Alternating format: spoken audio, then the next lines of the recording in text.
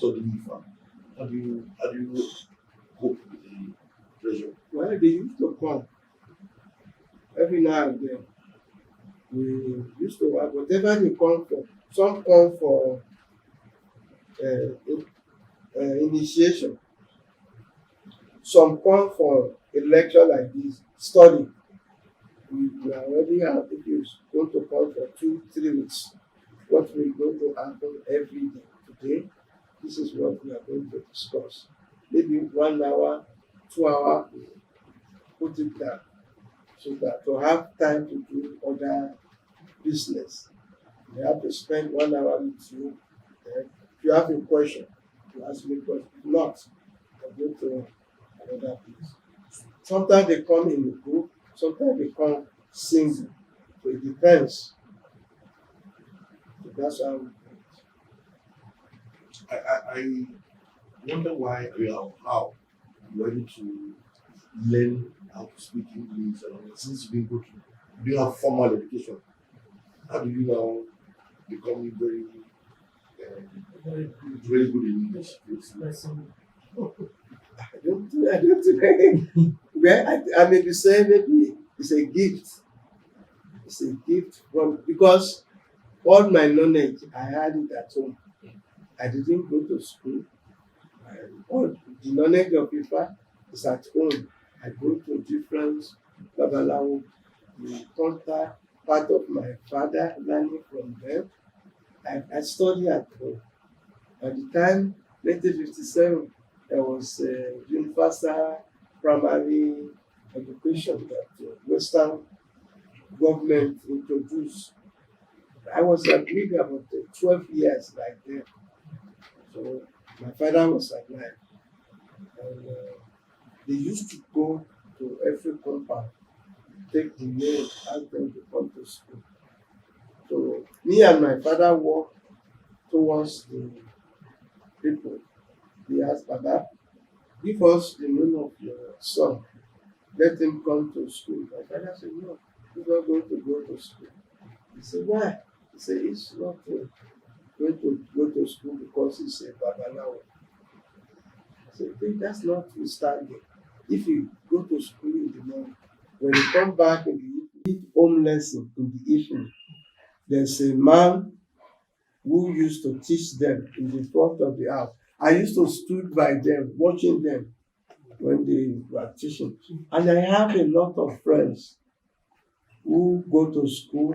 They ask me to prepare Ishoyi memory for them or Ijakade. So when they come back home, they saw me. This is what they teach us today. So there was a time I buy a leg and exercise. I just continue. I don't know what I'm writing. Just write. So, but later, I had a friend called Shule. His father was at the Gold Coast. He used to send money to him to go to school. But he has a low memory. So he had to come to me. Yemi, please do memory medicine for me. And I used to help him give it to him. So whatever they show them in the class, he will open it to me, he will show it to me. That is why I get to know how to write little by little, little by little. So one day, I stood by the 3 boys in front of the house. Their teacher said, who among you can spell Shokolokobangoshi? They said, there's one, they pronounce 4. It stopped. The second one thing, I don't. Then I said, can I say it? They were surprised. They said, you are not a student of, you don't go to school. You are a Babalawo. Do you know anything? I can say it. Chokolokobangoshi. Then I spell it. They say, look at the person. You don't know how to speak it. It's still your problem. You don't know nothing. It's no everything. That is what even my master used to beat me. Every time they see me with a book, a pen like this, it's a problem. You took that book. What are you going to do with you come here to do that? he will beat me. But every time I see them coming, I stood on it. I'm safe. But the day I was praying, maybe I read book or something, and they are coming like that, it's trouble. They will beat me, but I will survive. Even I became letter writer for him. Start when the time comes, there's nobody around. There was a time a friend from Ghana wrote 9 letters, no response. And they sent messages from Ghana. What happened? I wrote 9 letters to family. And no one will respond, no one. Is anything going on? Yes, well, that was the day they asked me, Yemi, would you read this letter? And I took letter one by one and read it for him. He gave me 9 kobo to go and buy airmail to send reply. And I wrote it, I post it. When a letter come, I read it to him. And so I became a scriber for him. But one day, the man he used to write letter to came for Ifayemi. He came home. We were outside, we were inside. We were talking. Funny, who's the person wrote letter for you when we discuss something about this Jacob? When something happen like this, then I send letter to you. Who's the person that wrote letter for you? I will not know. Yemi. When I hear Yemi, I was reluctant. Then I get hesitant. I don't know if they want to beat me again. Yemi, yeah. Baba said, who's Yemi? Yemi, wow. Hey, it's Ghana, really. This boy, this the boy wrote letter for me. He said, funny, ever since this man you call Nigeria will write letter for me, I have to give that letter to 2 or 3 people before I understand what is inside. One scene gave me, I processed it, thank you. Before I stood up, I said, by the way, who's your father? My father is Ifayemi Elebuibon. From Oluode, I said, yes. He said, Baba had departed. I said, yes. He said, in 1935, when I was to go to Ghana, Baba told me, don't stay in Accra. Accra is not a place for you. Go to Kafojua, that is a place where you will be successful. But the same Baba is no more. Baba is no more. He took 1 shilling from me. He gave me 2 shillings. 2 shillings. Thank you, Baba. Your father is a good man. Your father is a good man. So I was so relieved and I'm happy that I'm not going to be beat. So that's how it was. My friend who introduced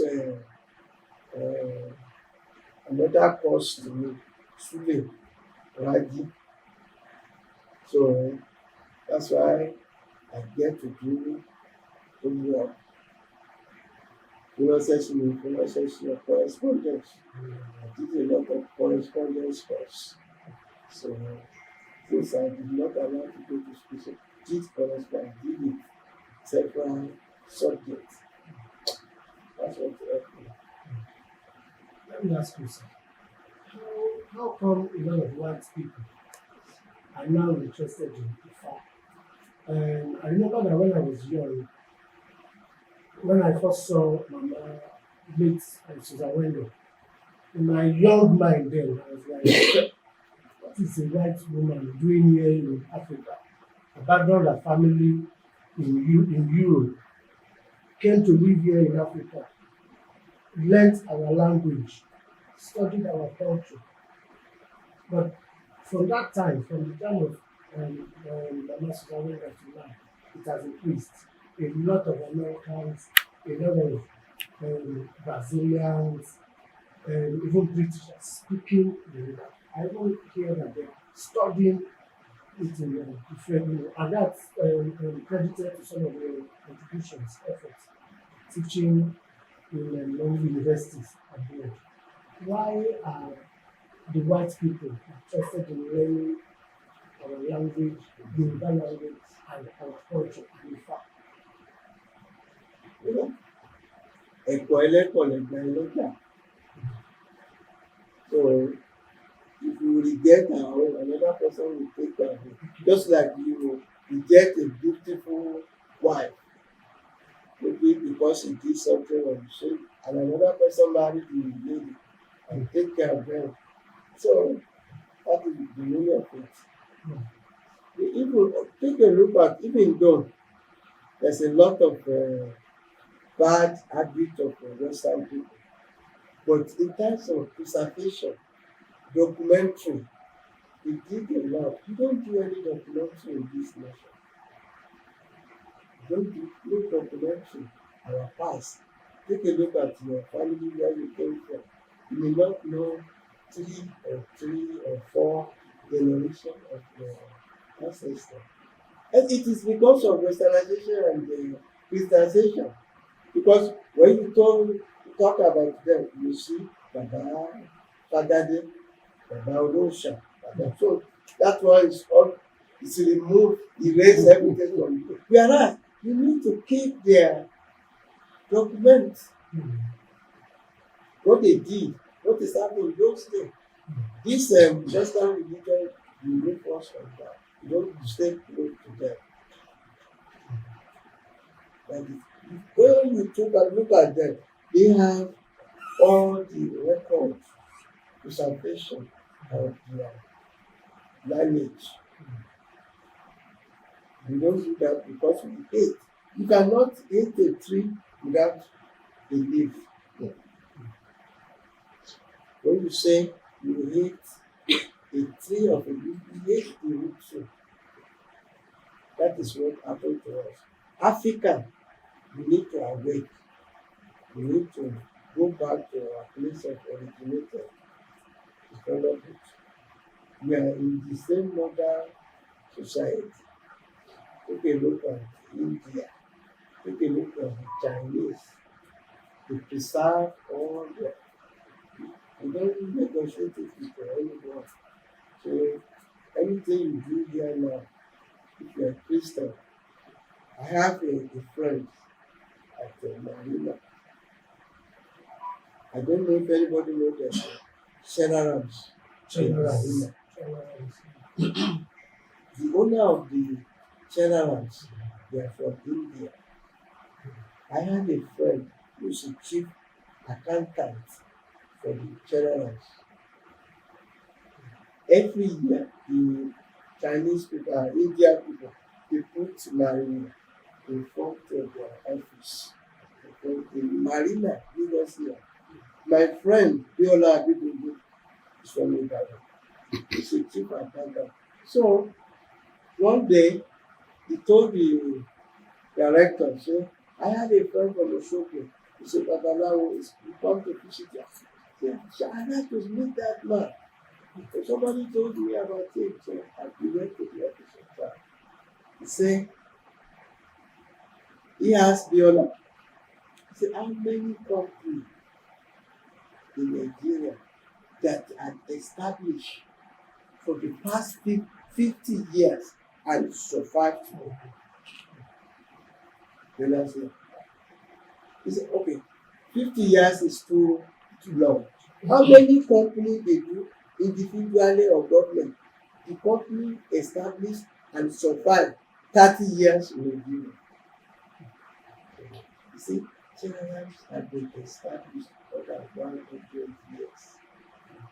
It has branches all over the world. He said, you, Nigeria, when you see Mariwo, you share with Olorisa. He said, that is what makes us survive. So every week we have what they call ashram. We will form a circle. We have a invocation that we chant. 100 times, you kill the animal, you don't let it be there because you don't believe in it. But tell me, how many companies survive in Nigeria? Since you call yourself Christian and Muslim, that is not. Even when the owner died, that company is French.